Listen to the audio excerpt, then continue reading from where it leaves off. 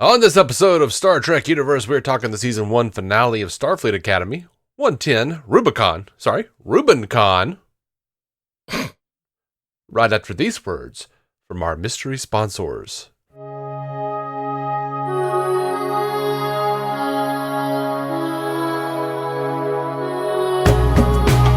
Welcome to Star Trek Universe, the podcast where you get to listen in on two lifelong friends sit and chat about Star Trek like they always do. My name is Matthew Carroll. I'm David C. Robertson. How's it going, bud?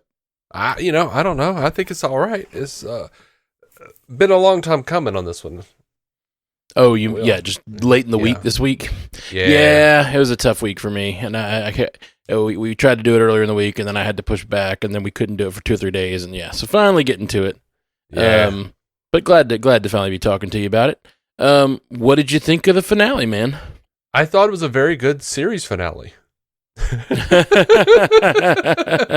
Totally agree, which is funny because we talked about, I think last week or the week before, how apparently season 2 ends on a cliffhanger. Yeah. That they've already announced that season 2 has a cliffhanger ending, and it's like, oh well, dang. Well, this one didn't. This one was, you knew you had 2 seasons when you made this one. Like, why didn't you just go ahead and, if you're gonna do it here? But I liked the ending. I like how it ends. And yes, I agree with you completely. I had the same thought.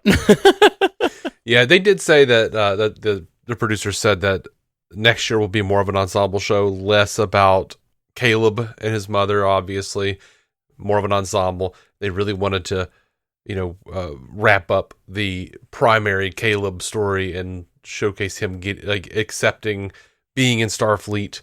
And accepting his journey, and I can agree with that.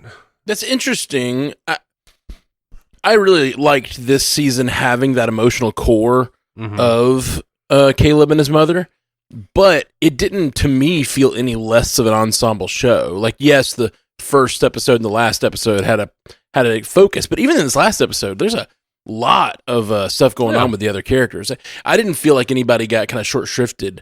No, they didn't. In the season. I really think they did a really good job of rolling all those characters out, while Caleb kind of felt like our, point of view character a little bit.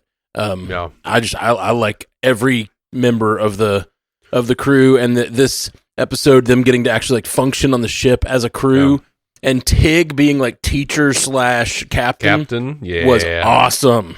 I dug that. I was very pleased to see everybody got a moment to shine and a moment to really do something, and felt present. In the last couple episodes, it has felt like they've said, well, here's your scene, Jaden. Now let's wheel you off because you have a forehead. It's like last few episodes, they've kind of given him very little to do. Yeah, I mean, obviously each episode has a little bit of a focus on one or the other character, and I think Jaden, I don't know, it's unfortunate because I think, to play devil's advocate a little bit, to kind of agree with them about it needing to be more of an ensemble. I do think that while I think all the characters got their own thing to do, Jaden, most of his emotional core of what he had to do, I felt like, was in relation to other people.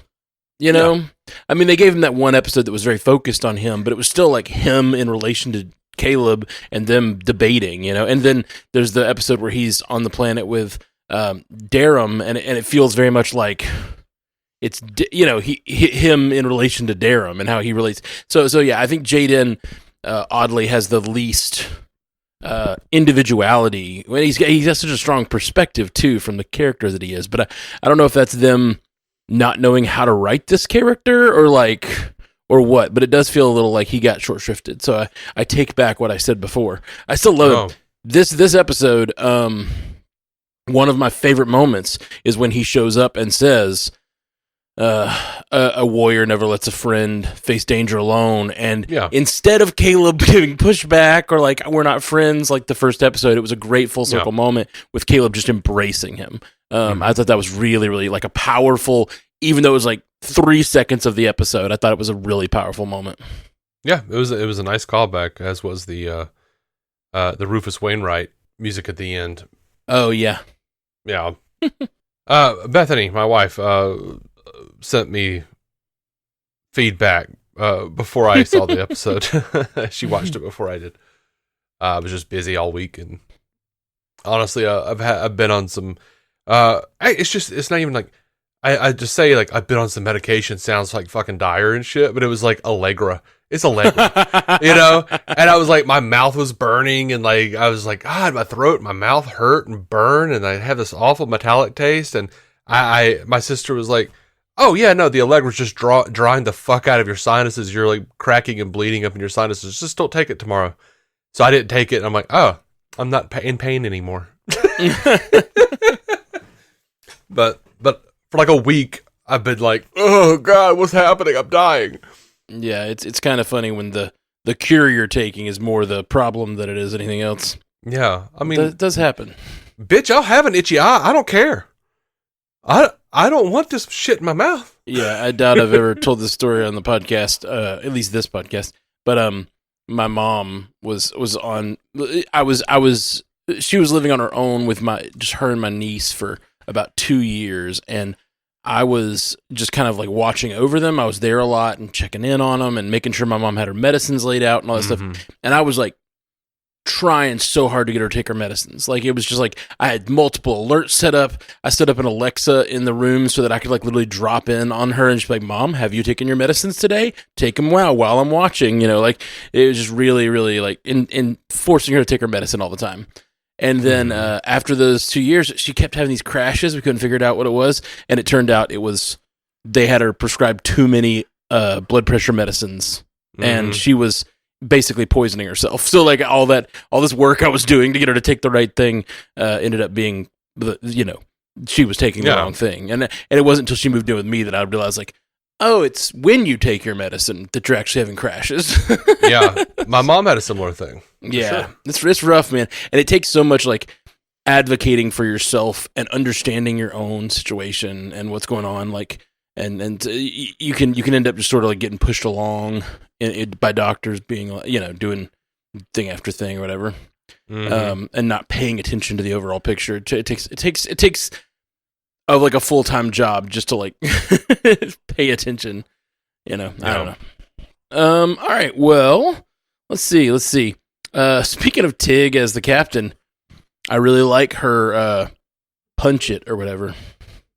Oh, her show tagline. Me the pretty lights or whatever. Yeah. Show me the pretty streaming lights. I felt like that was a reference to that whole like thing that they've been doing the last few years, but it was just so understated and funny. She's like, now show me the pretty lights. Or show me the pretty streaks of light. That's what it was. Yeah.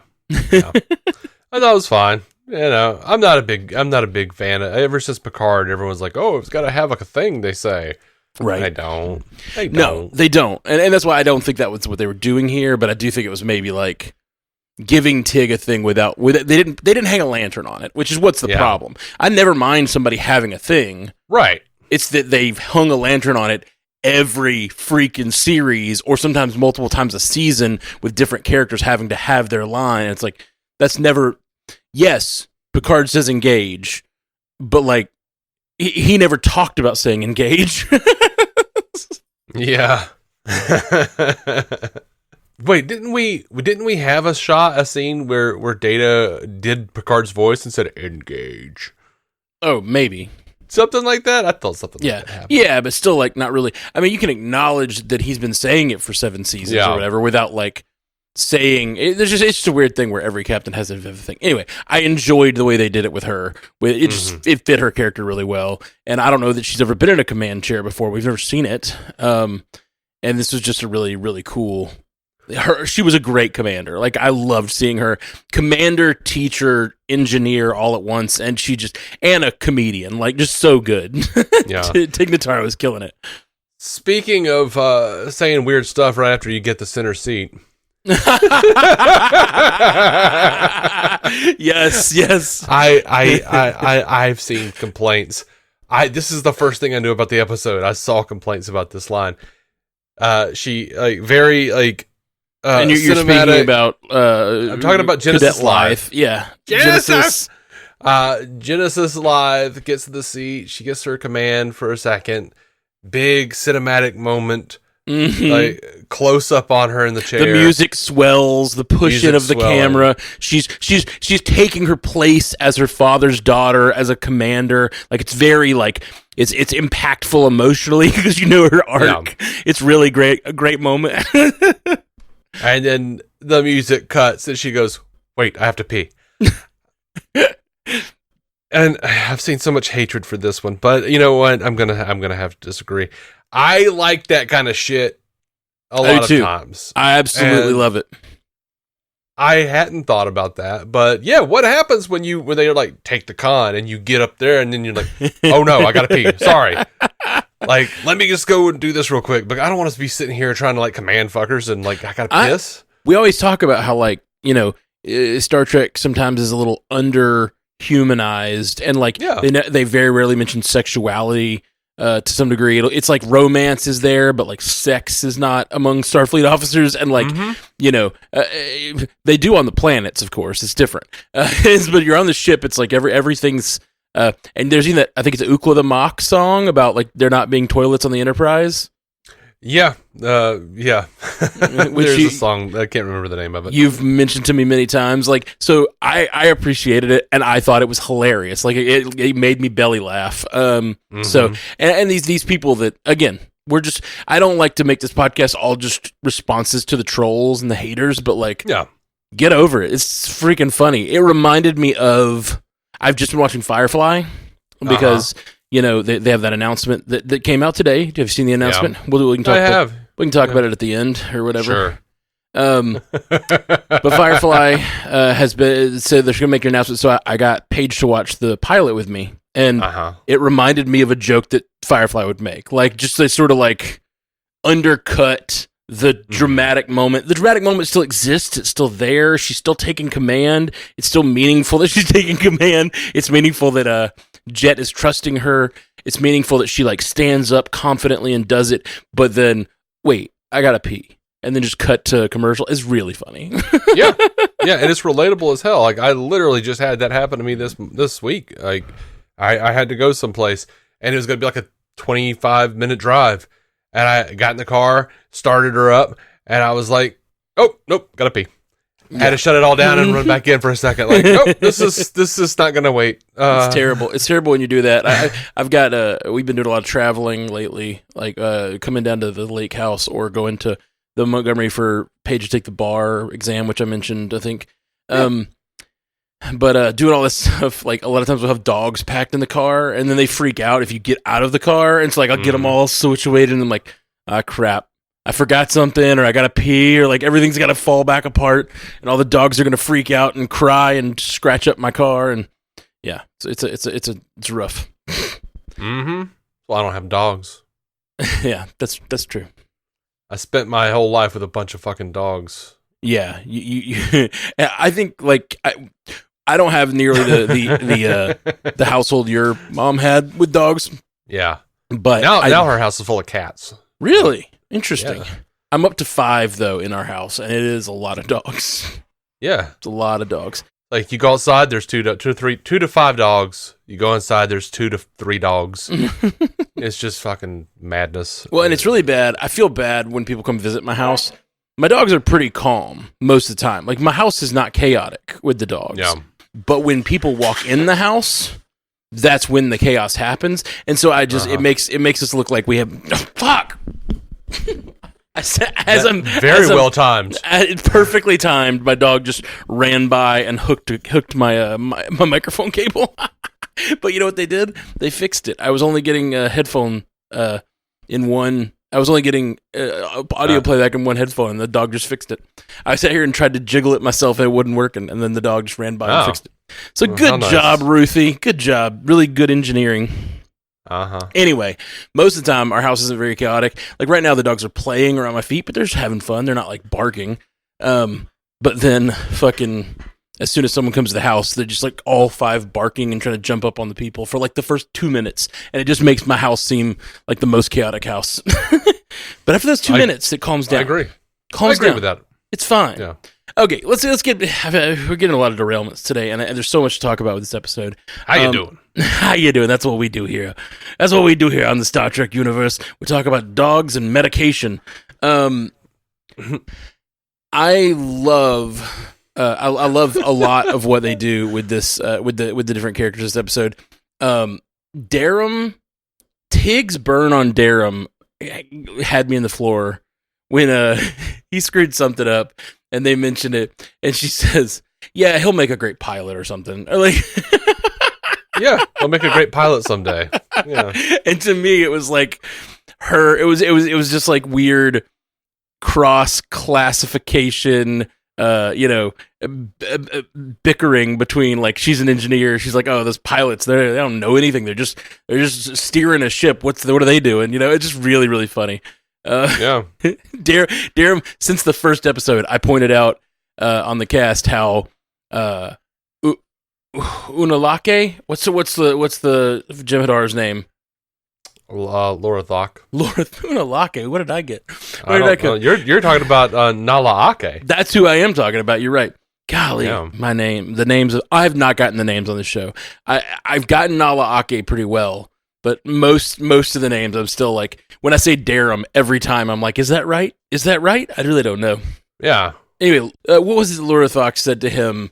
Because she was telling everyone to do something, and it was all very complicated. She's like, Caleb, go here and do this very complex task. I need Sam, I need you to monitor my vitals. Krog, I need you to like dig in me with a scalpel. And then she says something to Darum, and I'm not remembering what it was. It was something like, I need you to go get my boots, or something like it was some like simple task. Yeah, but I'm not remembering what it was. I don't remember either. It was just like, I need you to keep your hands busy is what I need. I need you not to screw this up. And I love that like the teachers seem to know that Darum's not the most adept guy. Yeah. I actually, when Tig said that about him being a great pilot one day, I actually took her seriously. Like, I took her as being like, yeah, he's got all these ambitions for captaincy and he's got all these ambitions for he's going to be a great pilot. Yeah. And that's what he will be. Oh, I don't think it undercuts the truth of that to say, I do think that she was making a commentary that pilots aren't as good as pilots are, like the more like for the more simple-minded characters of the group. At least that's the way I took it. I don't know. Maybe so. I don't know. And he did. He proved himself as a pilot this episode. He did multiple things. He screwed it up. And then but that's the thing. He screwed it up by pushing it too hard, which is the thing pilots tend to do, and they learn from their mistakes. And they do. Yeah, it was good. It was good. I don't know. I guess I just read it as less as a burn and more as a recognition of where he will most realistically wind up. You know what I mean? Yeah.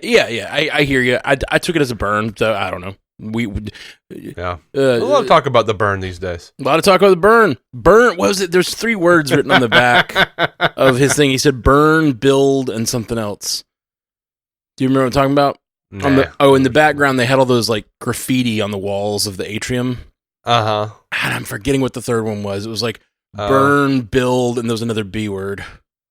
And I tried to. It only appears once on screen, and the second time I watched it, I tried to write it down, and I never saw the shot. Yeah. But it said things like liberation and take change. We haven't really gotten to this at all. We've been talking about the crew, and I think the crew stuff was really great. I have some issues, and I'm sure we'll get to those. But like, the crew stuff was mostly really great. But really, the heart of the episode to me was the trial of the Federation with Ake and Anisha. And very classic Trek too. Classic Trek. Loved it. I can't decide whether I like the resolution or not. What did you think of the resolution? I liked it. I feel like had I been one of the spectators, it may have taken a little more than some kid who may or may not have been brainwashed by the Federation to come in and answer green instead of red. Well, it wasn't him that answered that. It was Anisha. Yeah.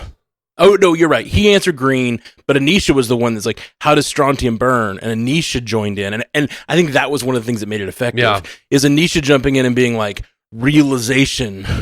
And it was like, oh, Caleb's in it. Like, she's doing the, like, Socratic method of just asking questions to get everyone else to come to the realization instead of telling them. Because she realized this halfway through the episode when she said, what were you mining? And then... really great rollout on her part. I think the drama of it was really effective. Here's my issue. Okay, I really liked the trial.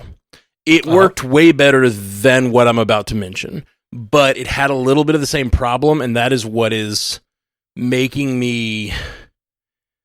It's undercutting it a little bit for me. We talked last episode about how much I wanted this conversation to happen between Anisha and Ake, and like really dig down on like what is the Federation for? What does it do? What did it do during the burn? Like let lay it out bare and let Ake like take that in and really like let the Federation stand on trial and let it like not be a clear win almost. I needed the Federation to take its lumps basically.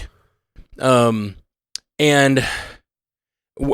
started this episode. I was about 20 minutes in. They started the trial and I was like, oh, I'm so excited. And I told my wife, I was like, I am so excited for this episode because I think these writers are going to do it right. I think they're actually going to let this conversation happen. And like, they've put her on trial. It's going to be this really interesting thing and great, 3 amazing actors. I'm so excited for this scene and like the rest of the episode.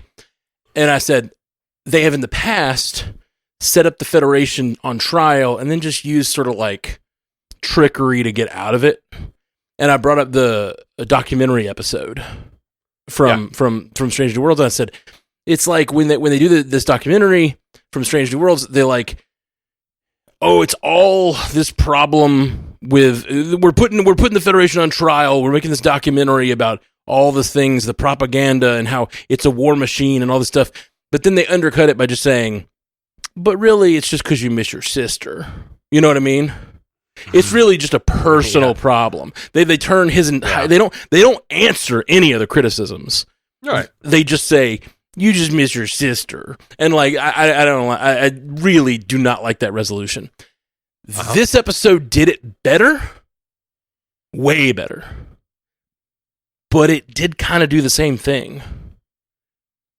Also, it was like the actual resolution, the thing that made people run. The thing that made all the quadrant turn against him was, here's the sins of the Federation. We've all experienced it. They pass by us. They do this thing. They ignore us. They all this stuff. But then when it turned to actually her defense was, you're wrong about what happened when you were a kid, and that undercuts your entire argument, and it makes you look like a fool, and we're not going to let your personal problem with the Federation that is not correct run this quadrant. And instead of like, they didn't answer she does answer. I take it back. She does answer. Totally did. She does answer the problem of them passing by. You know, she says like, it was the burn. We had other bigger problems. There were planets. This line is so good. There were planets that like just needed body bags, you know, like that's all they needed from us. Like, fuck, it's tough.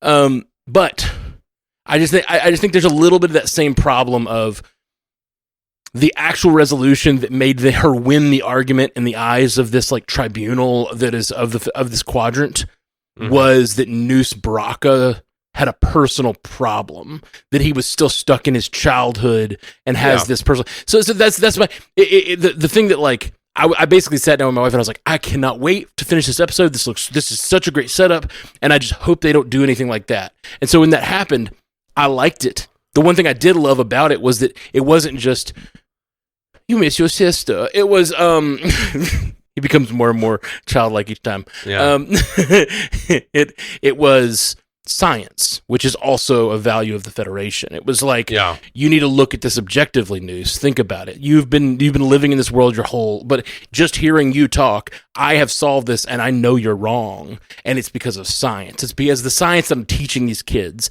and that's what's important. And that sort of objective reality is important. And so that I freaking love. Weirdly getting emotional about objective reality because of the world we live in right now. My like lips are quivering trying to think about a world where our government ran on objective reality. Yeah, and of course, I'm sure you noticed that Noose, his little broadcast had like the little ticker at the bottom that was just spewing out crazy conspiracy theories. Yes. I didn't get a chance to read it all, but yes, it's great. Anyway, so that's my only like quibble with the trial. And I don't think it's bad. It's nowhere near that documentary episode of Stranger Worlds. It's nowhere near that vapid. This episode does take on... I mean, she says, like... She admits her own wrong with Anisha, and she says that, like, she's already, spitting on her grave. What was the phrase she uses? Dancing on her grave? Dancing on her grave. You're already dancing on my grave. Like, I realize the thing we did wrong. And you are dancing on my grave. And not only my grave, but I'm like dealing with the grave of my son and the grave of my friend who you killed, which was a really big reveal because she really was hurt that she had to do this to Anisha to separate her from her kid. But Anisha killed her friend. This wasn't just a random pilot. This is her friend. She helped, but Noose killed her. Oh, I know. I'm just saying, like, she was responsible. She was brought up on charges for the death of her friend. So I thought that all was really powerful. So I'm not undercutting the episode. I think the episode is so good. Yeah. I guess it is important to realize that not all of the spectators were like, I guess in some way I assumed that they were all on Noose's side to begin with, and right, but they weren't. They were just like, said, like, what the fuck is this now? Like, well, you can also tell by just their garb and stuff. They're from all kinds of various worlds. They are not all space rats. Like, some of them look like royalty and stuff. Like, he's trying to use this moment to say, like, I put the Federation in a box. Aren't we all treated so bad by the Federation? Haven't we all seen how terrible they are? And I'm showing you how terrible they are. If you haven't seen it, I want to show you. And I think a lot of them were like, I'll listen, but I'm not, I'm not already so against the Federation. I'm not a member world. The only thing I wished had happened, I wanted her to admit the faults of the Federation more. I just want a little more recompense. But I also wanted a hand reaching out. Yeah. Like, we're rebuilding. We don't want to fight you. We don't want to be separate from you. We want many worlds here. I hope we'll be in a member world soon, eventually. I want to gain your trust. Like, we are working to gain your trust now. We have, I wanted that from Ake. Yeah, I did not want that from Ake, and I hoped it wouldn't go there because that would have felt self-serving in a way that, like, not only is she trying to defend the Federation, she's also now trying to, like, be expansionist. Yeah, absolutely. And I felt like, it's a fair point. Situation at hand needs to be dealt with. Yeah, she's a freaking great debater. She. When there's a moment earlier in the episode where Anisha goes at her really hard, and it would have been really easy for her in that moment to, like, go back at Anisha, but she knew the emotional stakes of the moment, and she knew that she needed to be quiet. And she brings up like rebuttals to Anisha's stuff later, but she lets Anisha have her emotional outburst towards her and doesn't just escalate. She de-escalates it, and it was just really well played. Yeah, I did think it was really well played. It does come off better with me, somewhat realizing, yes, they weren't all the spectators weren't, a lot of those people probably actually had worlds that were helped by the Federation after the burn. Yeah, very possible. Or just didn't have the problems that Noose's family had. Yeah, and it does sound like, I mean, one of the great things about the way Noose is played here is that he is completely irrational.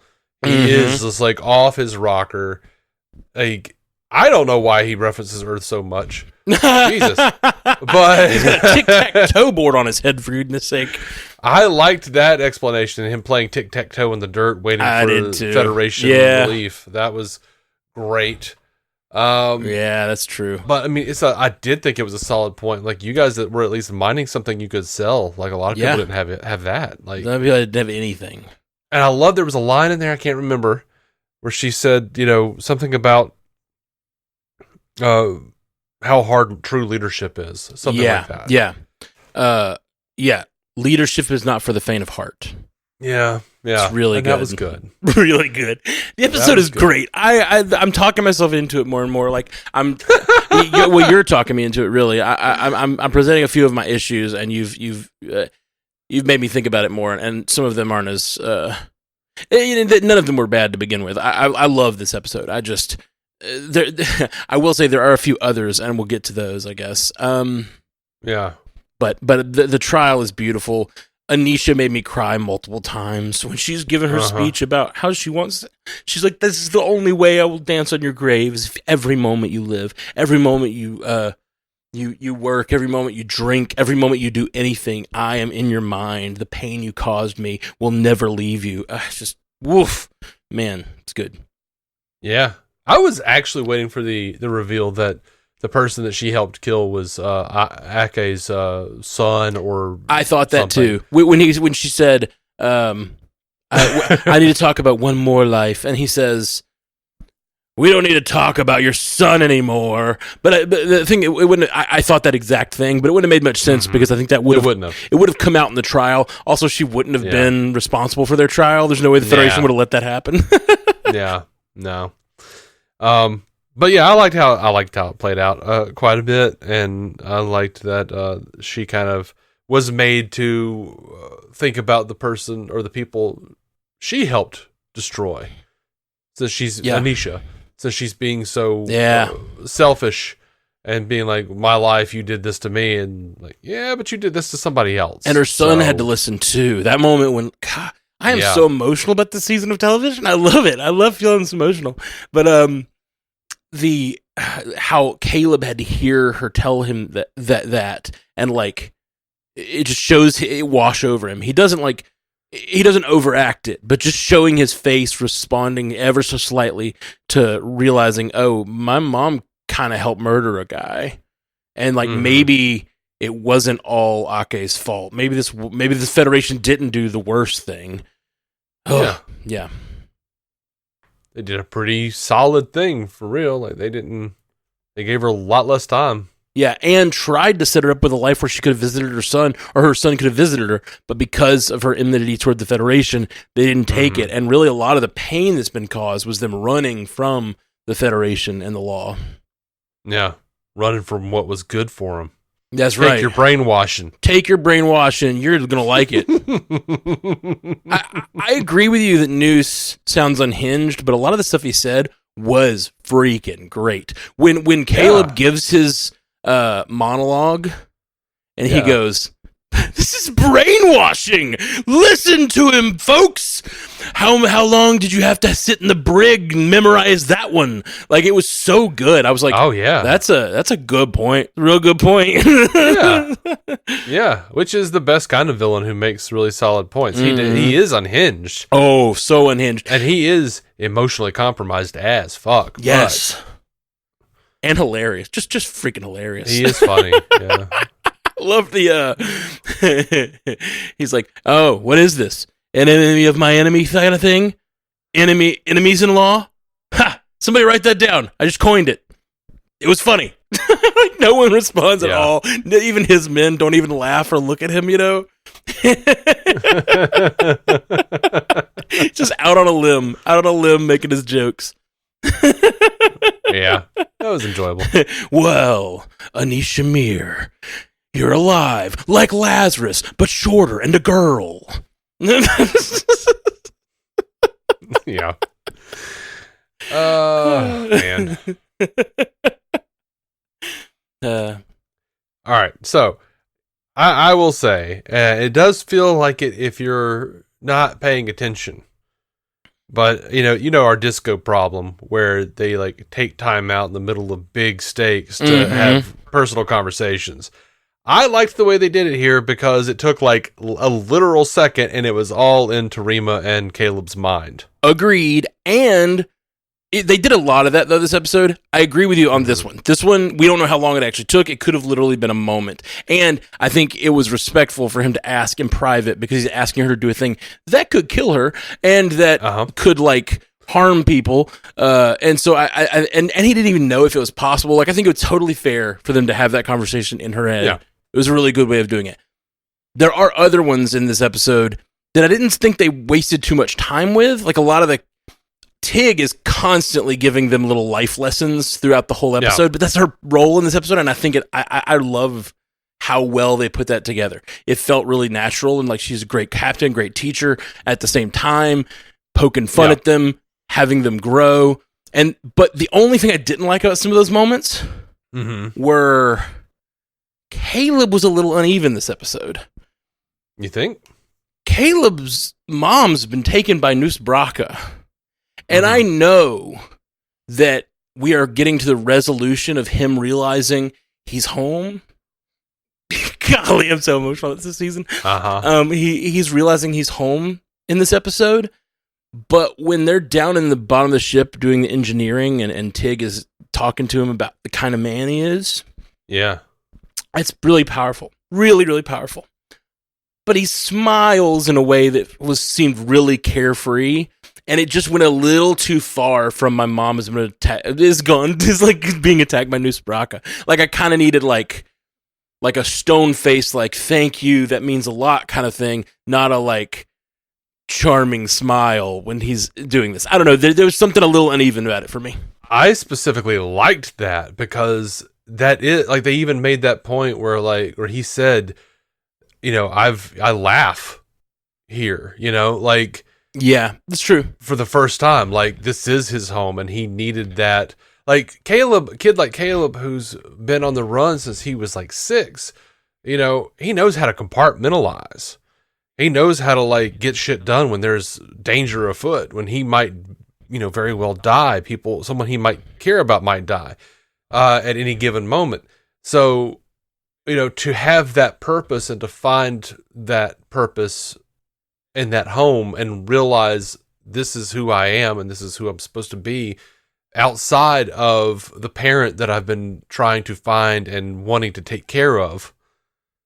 That's super powerful. And that's when he had that carefree response, that kind of hit me in a way that I felt like it was pushing towards that resolution even more. That's fair. That's very fair. I just, for me, it took me out of it for a second. I'm like, it's always a tough thing when you've got these people on the crew, like, and there's not a balance that you can easily strike, because I love when people make jokes and the characters actually respond to those jokes and they laugh at the things being said and they smile at the things it's not like just jokes for the audience, and that moment felt kind of like that. They're really having a jovial moment together, but at the same time you get the stakes of the universe. 160 billion gonna die on top of your mom and your new mom, and so I don't know, but I agree with you completely. The whole section was so good.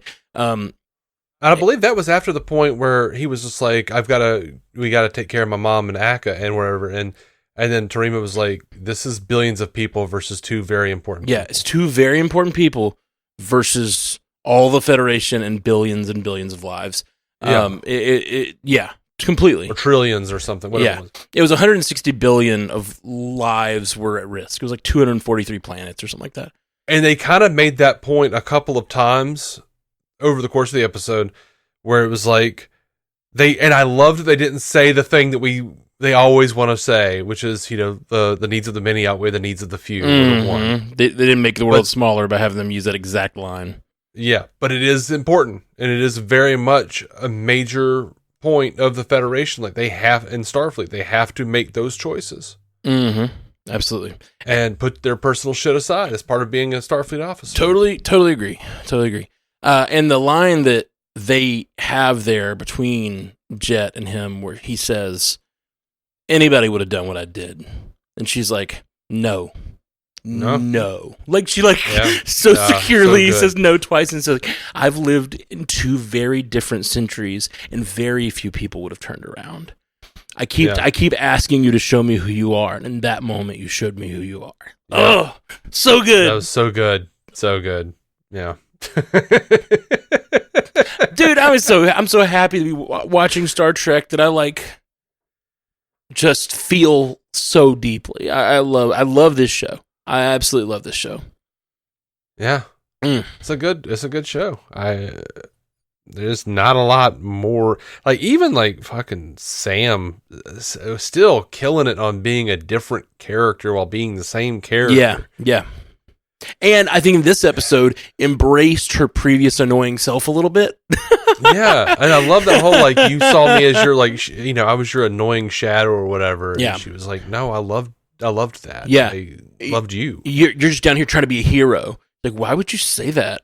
And she's like, because that's what you always were in our relationship. You were just here to, like, be a hero, to be my friend. And I didn't, it's self-hatred because she feels like she was Charity. And now she's a different person. But at the end, I really did feel like they brought her back to the original Sam a little bit because she's happy. And she says a few things that honestly were kind of annoying, but, like, they fit her personality, and her embracing her just sort of, like, I don't know, silliness that she had in the previous version of herself. Yeah. And she's going through it as well because she's worried about the doctor. She's worried about her dad, which I love that she calls him dad. Yes. Oh my gosh. Their relationship in this episode is so good. Oh, when he has aphasia and he's saying the wrong things, Yeah. There's a moment where she realizes what he means, and she's like, "You mean Rubin particles?" And he looks at her, and it's not just like it's a thing that Robert Picardo, I've never seen him do, because I've never seen him have a character that I felt was his. I know he's had children in the show multiple times, but, like, this one just felt so real. And he looks at her, and it's not just a realization she's right; it's pride. He has pride for her on his face when she realizes. He's like, yeah, Sam, you did it. You did the thing. Like, I can't communicate, and you figured it out. And we've never seen that look because they've never had that look on the show. They weren't father and daughter before, Yeah. God, they've done a really good job with very, very little real estate. Like, they've given us lots of space without actually having the space to do it in. Yeah, for sure. What do you think of that whole thing with the doctor using, I think, something from Voyager, where he faked the death of the ship, and then they used that moment to do the logo, which I thought was a really cool. Like, the ship is destroyed, and we're like, oh my gosh! We kind of knew something was going on because they said, like, they put his little holographic thing into the computer. Yeah, but still, I loved it. Please be careful with this. I've had 1,000 years. A hollow emitter that is from an alternate future that we know didn't happen now. Yeah, and it's from the 24th. It's from 29th, I think. And or this 30th, is the 32nd. 32nd, yeah. So it's from before now, but a different timeline. It's just so fun and weird. It is. And I liked it. I thought it was really cool. Like, when I saw, like, I kind of, as soon as he pulled up the hollow emitter, I was like, oh, hollow emitter to program. I knew exactly what they were about to do. But I was excited because, like, I was like, I don't know if current, like, like, 42-year-old Matt is going to love this. But I know that 13-year-old Matt would have loved that. Yeah. Yeah, I loved it. And I liked the line before it. I knew it was coming from what Ake said, which is, she looks at the doctor and says, leap clear of leap clear of all that is corporeal and make yourself greater. And and it was so perfect because Noose Brock is just like, poetry. Literature. Yeah, literature. That's it. And she's saying something very specific to the doctor. I love oh, it's so good. But yeah, there are sometimes moments and I don't even know that I've talked about this on the show, but there are moments in Star Trek now that I look forward to talking with you about because I imagine that you would have thought that was great when we were like kids walking around waiting for church service to start Yeah, or something. man. Like, Yeah. just like walking around out in the yard, just being like, yeah, I can't believe they did that shit. It's crazy. Yeah, absolutely. And it's a great moment for them to use a holographic projection to trick, and probably So something cool. only he can do because he has this weird alternate reality holo projector or whatever. Yeah. So cool. And I like the idea that he has it on him, even though I'm pretty sure like every part of that ship has holo emitters. But, you know, it just, stuff becomes a part of you. Yeah. Oh, yeah. I did see that complaint. They were like, why would he still have that on him? And it was like, my first thought was like, of course he would still have that on him. This is for the first thing that gave him freedom. Yeah. I wonder, too, because he's such an older hologram, if his matrix is so complex that, like, normal holo emitters wouldn't even hold what he needs them to hold, you know? No, it will. It's for sentimental reasons. Yeah. No, I Oh, man. So good. Really emotional scene. Another really emotional scene was when Anisha and Ake have been captured by Noose, and she's whispering, Caleb is alive. Mm-hmm. Caleb is alive. Like, she knows that Anisha needs to know that. She knows that it's just a really, really great, like, caring moment from Ake, but also she needs her to know that because she needs her not to be on tilt against Ake, you know? Like, Right. you got my son killed. But so there's practical reasons. But they've just done a really good job with this show. Like, you were talking about the emotional moments not feeling like they're pulling away from the overall plot. And I think part of that is the emotional moments, and they've aligned the emotional moments and the character beats and the practical beats so that they align in a way that, like, makes sense for both. You know, it's not like she's taking a second away from the situation to be like, by the way, Caleb is alive while we're in the middle of this life or death situation. It's like, no, you need to know Caleb is alive it totally makes sense that you need to know this, and you need to know it for character reasons.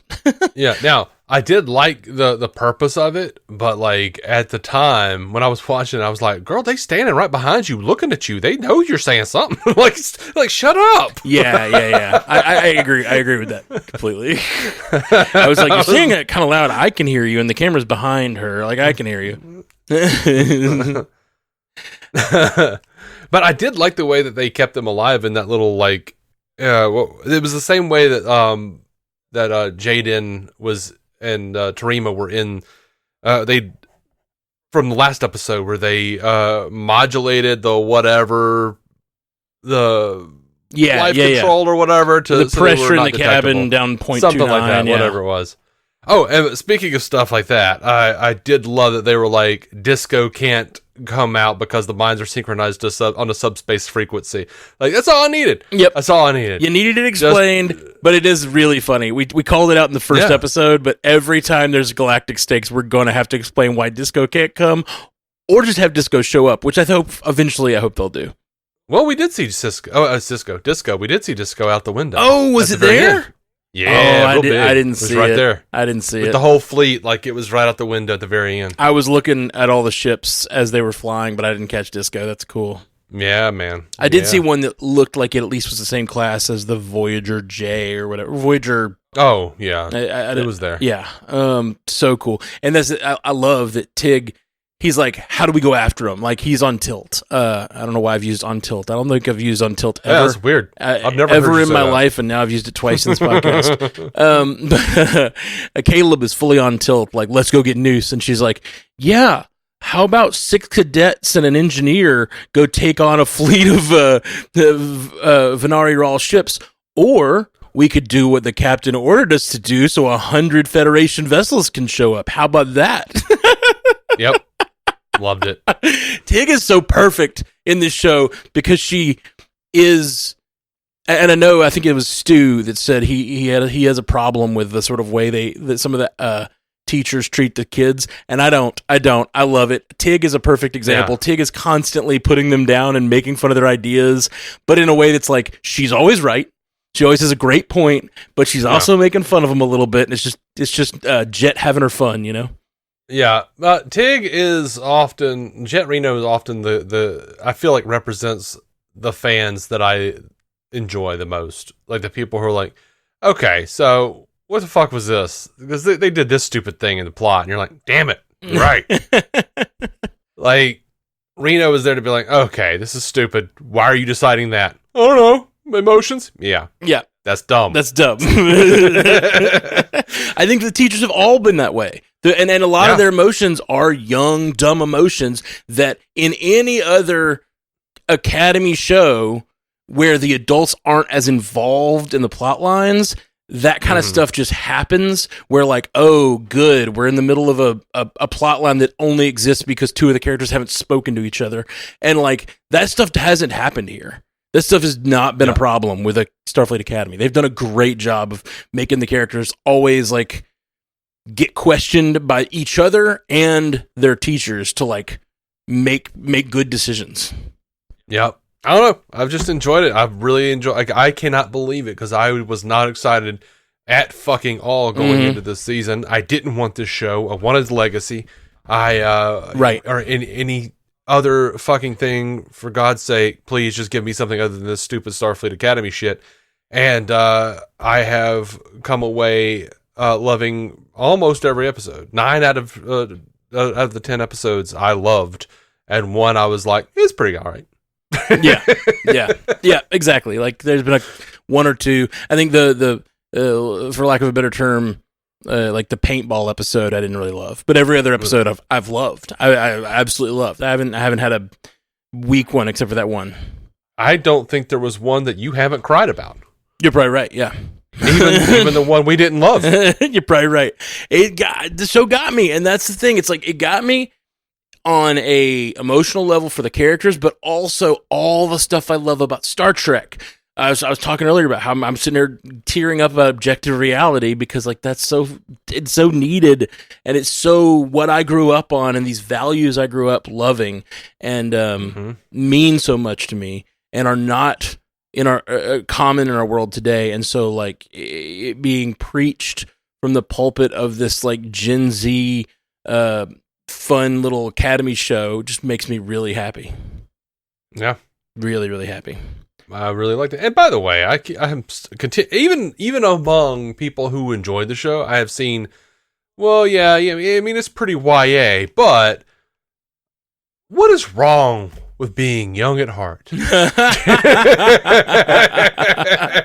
I don't think it has felt because of the involvement with the adults. Because I think sometimes, yes, the young characters act young. Oh no. But like the show itself does not feel YA to me. Yeah. I mean, like it feels as YA as any Star Trek. Like yeah. And like it kills me because like these old people, like people older than us are like, I don't have anything in common with these young people. What do you have in common with 30-year-olds? Right. What do you have in common with 40-year-olds? Or aliens, for that matter. Like this is just not a show about what... It is about what we have in common, but it's about the relationships between the people and the concepts and the morals and the science and everything. We all have things that relate to these ideas, and that's when Star Trek's at its best, and I think this is Star Trek at its best. I'm putting it down. I know we've only got one season. Who knows how season 2 will fare, but like, man... Love this show. Love this show. It is like I think I like it better than I like Picard. Like I like this season this season better than I liked any full season of Picard. Every season of Picard had like chunks that I was like, okay, I could do without this 3 episodes or this weird part. I like the first season of Picard. I like the last season of Picard. It's a good Star Trek show. I'm not saying I hate it or anything. I just like, I think I like this better. I like this season better than any season since DS9. I think I like it better than any season since DS9. I'll go with that. I don't know, man. That last season of Enterprise was pretty freaking great. It's great. And I haven't seen it in a long time. Enterprise is one that I when as soon as I said that, I was like, well, there is Enterprise. There might be one in there, but I still think the Enterprise, because of the nature of it being a little more episodic and less less of a through line, I think that this is still more my taste. That's why I said the last season is because there were those there was 3 episode arcs that were like tying back into the canon very heavily, but also like progressing the characters in a way that I really enjoyed. Yeah. I'm with you. It's a great season. I just I think I like this one better. Yeah, I don't know that I like this better than season 3 of Picard. Season 3 of Picard had some of my I went hoarse from screaming in joy over Picard. Season 3 of Picard for me was a different kind of animal because it's so nostalgic. Yeah. And I love that, but it's like anytime I'm thinking about an episode that has so much nostalgia wrapped in it, there's just a part of my brain that goes, that's this like fan service nostalgia Matt is being serviced, and he really enjoys it. But I almost count it against the quality of the thing. Which is I don't. Like it's not fair. It's not fair. Mm-hmm. It's not. What? That's you don't do Star Trek Picard, and that was the point of Star Trek. You know what I mean? Like totally. And I think that's one of the reasons that it kind of faltered so much in the first 2 seasons was that's okay, but it's not what we wanted. What did we really want with Star Trek Picard? Season 3. And then everyone went, oh, we want the Next Generation cast. Yes, we want the Next Generation cast. Of course we do. Of course we do. And those are some of the more powerful episodes even in the early seasons, like the one where they go visit the planet with Riker and Troy on it. Yeah. I agree with you. We're getting down a rabbit hole. I agree. 3rd season of both Enterprise and Picard are really good. But as just like, if I'm just weighing them of their own merits without anything else, I'm really, really digging this season. This season, it's better than anything New Trek that I've really, it's on par with my favorite Star Trek, and I'm very excited to say that, and I'm very excited for season 2. Yeah, I'll go that far. I think this is very fucking good Star Trek. Yeah. On the whole, let's see. Sure. I got a few things in my notes here. I love when she is laying out the case that Noose is wrong about his world and the strontium being burned. I love Noose's act. I love Paul Giamatti's acting. He is back there, and he is stalking like a caged animal because he's being metaphorically closed in and realizing there's a possibility that the thing he's based his entire worldview on is there's a little chink in his armor, and he is like pacing back and forth and and he doesn't even have any lines in that until she finishes the thing. He's just like pacing in this way that like. It's so visceral, and so he's so scared of his worldview collapsing around him. There's a moment where when she's laying it out, and before she even finishes her thought, there's a moment of realization on his face that he's been wrong this whole time. He knows it, and then he violently pushes back on that. That's before he starts screaming, lies, lies, lies, But I don't know if he knows it. I think there is cognitive dissonance happening, and he's not ready to let it go. Like he's not ready to let go his entire life's work. I think it seemed very much like there's a moment where he realizes, oh fuck, and then nope, no, it can't be what happened. My dad couldn't have been so stupid. Yeah, he's like lies and propaganda. Oh, it's so good. God, they loved it. Good on Paul Giamatti. This season of television, man. Holly Hunter, Tatiana Maslany, Paul Giamatti, Tig Notaro. Like, sure, the young cast is great too, but like, these heavy hitters are just bringing it. Love it. Yeah. I love it. And look, I will. I don't know. Bring the support struts for the youngins as well. I thought they just did. I think the closest I got to crying was with Tarima and Caleb in the thing. Oh, really? In the mind thing, and then when she comes out and says, "I love you too." Like, I don't know, man. That just hit me in a certain kind of way. Like it felt very. First of all, it felt very Troy and Riker and Decker and Ilea. It felt very like cosmic couples, some like these like emotional mental bonds. It felt very like Doctor Who and River Song, like it felt like all of that for sure. And when he was like, it was always you. You were always the one. Like, yeah. Like, I guess I'm a sap. I'm over here 42 years old, like getting all weepy over Twilight shit. I don't know. But that is probably the entire character of Terima is the most YA thing in the show. Yeah. Except not creepy because he's not a really old vampire creeping on a teenager. No. Just saying. They are age appropriate. Wink. What was the wink for? I don't know. It just seemed funny. Okay. Yeah. I'm really glad that scene hit with you. It didn't hit with me as well. Partially because it's one of my problems with the episode. Oh. I think there's a couple of things in this episode that are just sort of like convenient /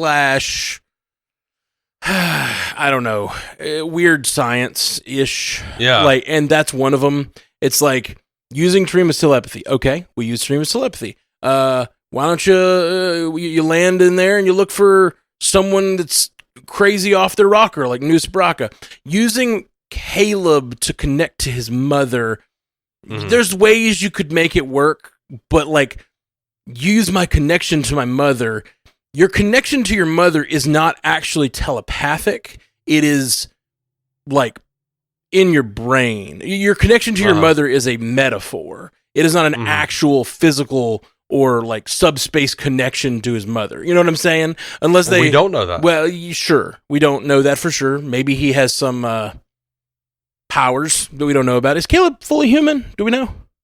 We don't. I don't think they've never mentioned it. Anyway, doesn't matter. To me, it seems like they're using a like vague metaphorical connection to his mother, and then convert. This is the part that really bothered me. So she reaches out through the stars, through her telepathy. She's inside her brain, and she finds his mother. And she doesn't say, I feel your mother's presence. She is near something like they're bored. I can tell that she's above a moon or something like that, and it doesn't like narrow it down. She says coordinates. Yeah, she somehow converts a vague metaphorical connection that Caleb has into coordinates, and I found that to be a little scientifically dubious at best. I'm not looking for I'm not looking for hard speculative fiction here. Because it's Star Trek, and to seek that has always been ridiculous. And as I've said on this show many times, I really like when Star Trek mixes mysticism with science fiction. Yeah, I don't mind that. I just think that the rules of the empaths is that they don't even read minds. They like feel feelings, right? Like that's the thing with with Troy's people that I'm spacing on? Perhaps, yeah. Something like that. They're empaths, yeah. We do know that she's different than them, though. That's true. She is an evolution of sorts, it seems. But, there's an idea. There are multiple ideas throughout different religions, different beliefs that we are more than our physical selves. Sure. That we are perhaps all part of the same energy. And, I'm fine headcanoning that she followed that connection, that soul energy to the mother, and could possibly, she definitely saw with her powers what was going on the Miyazaki, and because both her and Caleb watched her kill all those dudes. So with her powers or whatever. Yeah. So, I could see that she could follow that soul tie or whatever you want to call it.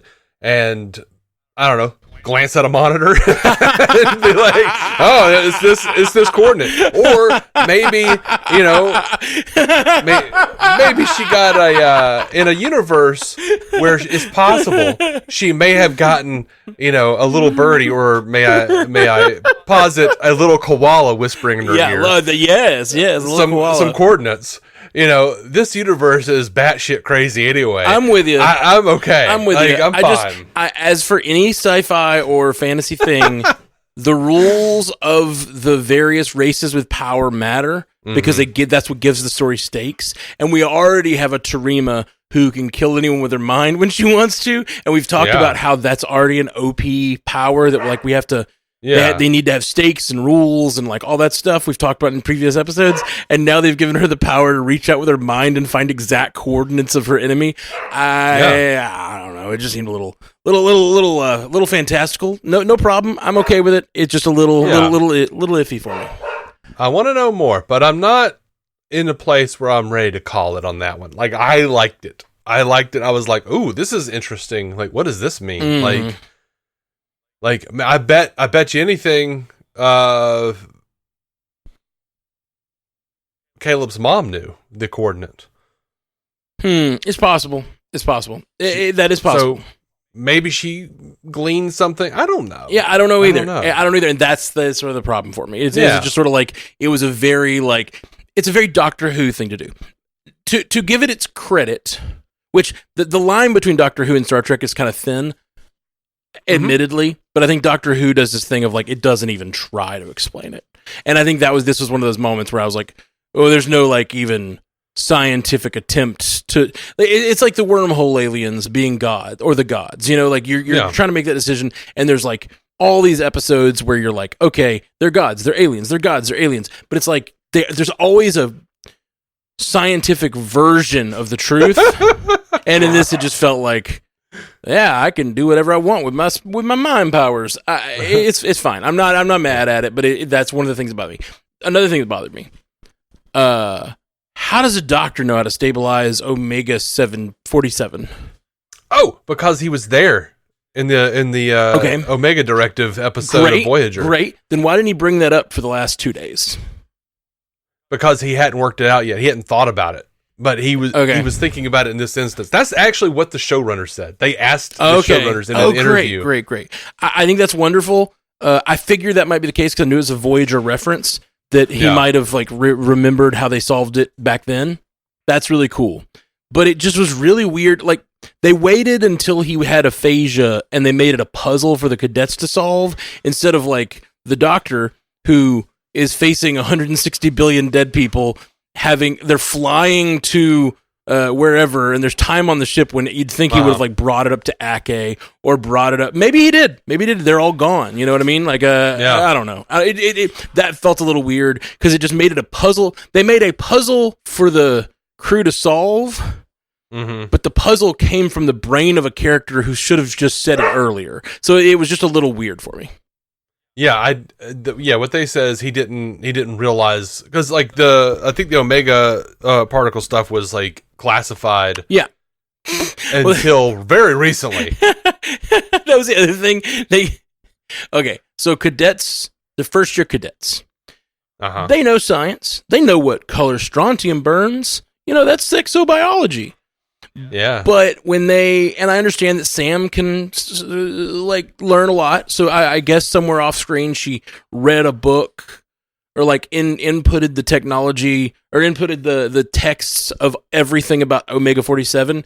But why was that even on the ship? Anyway, there were a few lines where Sam is talking and she's like, well, Omega 47. Well, it was a scene with the Doctor when they're the gluons can do this, and she just off the top of her head knows everything about Omega 47, which is a classified project that they only know about because Noose captured the particles, and now that's the only reason it's out there. And suddenly they're discussing it. It's not just Sam. Sam makes more sense because she could just assimilate the information, but they're all kind of bouncing around in the captain's quarters or whatever. They're saying well, Omega 47 does this. Oh, well, if we use gluons because of this inside of Omega 47, they all seem to know how Omega 47 works. And it just that was very convenient and weird. I didn't think it was convenient because with at the beginning of the episode, Vance is there kind of telling them what's what and everything. So for 2 minutes, they only have 2 minutes. That's the thing. Vance only has 2 minutes to talk. And that's the thing. I wish they had a line in that conversation we're uploading everything we know about Omega 47. Like, that would have solved this for me, but they didn't do that. I don't need a line, like if they're like, hey, you're the only guys that are outside of this, just in case, here's everything we have on it. Like, what you got? Yeah. Like, of course they're going to do that. I don't even need to be like headcanon. Like, I don't need to be, my handheld be along every plot point. Yeah. And like, another one of those that they did not give even a, I just like a throwaway line. It's like you were talking about earlier with Discovery. It's just nice to have it. That's all I need. I don't need you to spend 2 scenes on something. I just need you to explain why Discovery can't come and give me one line. For me, it's a fine line between, like, I just need a quick line and, okay, this is expository horse shit. Sure. Why wouldn't you bring that? Yeah, but we don't even know that they have a strong data connection. They're just communicating by subspace channel or whatever. Like, and she's like, I've made a connection to subspace. I can get you 2 minutes on the phone with Vance. That's what they say. They Jet. I just want to call her Tig the whole time, but Jet just says, this is what I have. You can talk to Vance for 2 minutes. That is the information we can convey. Here we go. And they open the channel. And I was like, yeah. So one throwaway line about, like, would not have gone awry for me. Oh. Another throwaway line that I could have used is anything about why Anisha's not going to prison. I understand, again, easily headcanonable that, like,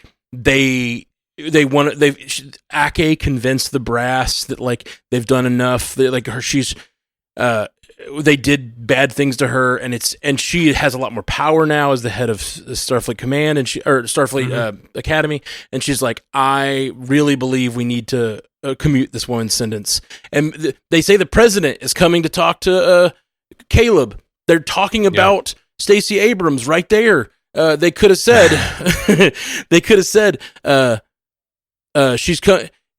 Caleb, you can learn some forks after she commuted your mom's sentence. You can learn about some forks, like that little line would have been nice. Cause it's just kind of like Anisha was already in prison had more years on her sentence. And then she escaped prison and did whatever else to help Noose. And then in the situation, she didn't help.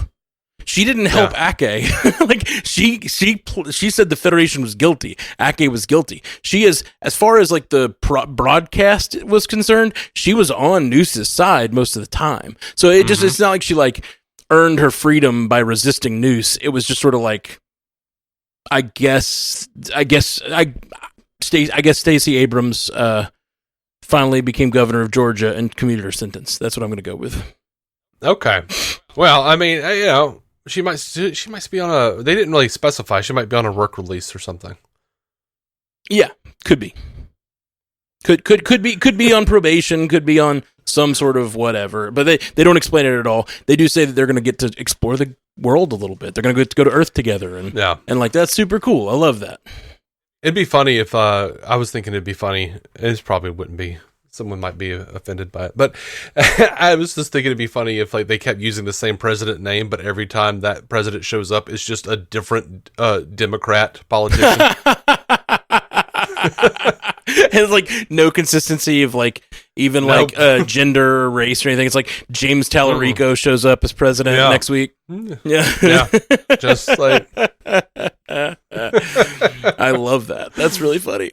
Just to make it clear, Star Trek says the Democrats are the good guys until Ellison tells us we can't.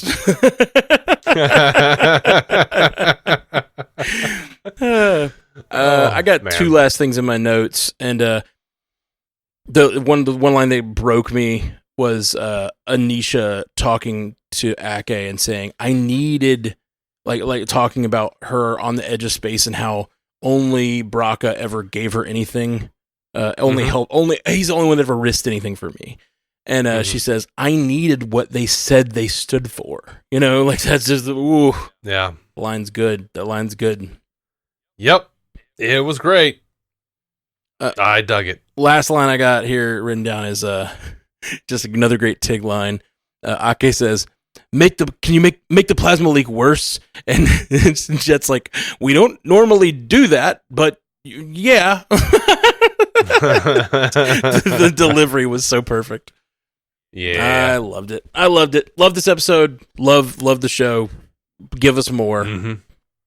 into my veins. Yep. Oh man. Well, a great episode. We've gone really long talking and we don't have time to hit the feedback. So we will absolutely do a feedback episode this week. 100%. Make him sorry. Send more feedback. Star Trek UCast@gmail.com. Yeah, StarTrekUcast@gmail.com. Let us know what you think. If you disagree with us and think this was the trashiest season of Star Trek ever, like, let us know. But I love it, and I'd love to hear what you guys think out there. And we'll be back in a couple days with a feedback episode. Joel and True. We'll see. Live long and prosper. We'll see. Son of a bitch. I don't believe you. Thank you for listening to the Star Trek Universe Podcast, a Stranded Panda production. If you'd like to hear more from David C. Robertson, check out the DC On Screen podcast or maladjusted.tv for his web videos. If you'd like to hear more from Matthew Carroll, check out the Marvel Cinematic Universe podcast or listen to his music. Just search for Matthew Carroll anywhere you get music.